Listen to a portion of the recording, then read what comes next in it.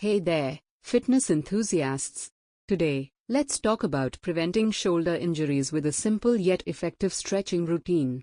Strong and flexible shoulders are key to staying active and injury-free. Shoulder rolls. Start with shoulder rolls to loosen up the muscles surrounding your shoulders.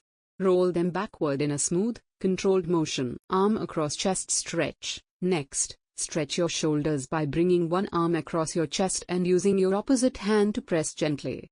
Hold for 15 to 20 seconds on each side. Overhead shoulder stretch. Now, reach one arm overhead and bend it at the elbow. Use your other hand to gently push down on the elbow, feeling the stretch along the side of your wall. Chest stretch. To open up the chest and shoulders, stand beside a wall and place your palm flat against it at shoulder height.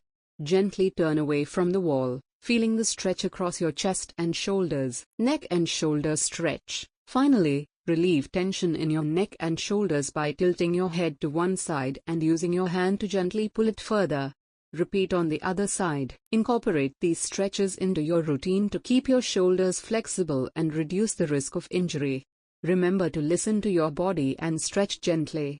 Thanks for watching.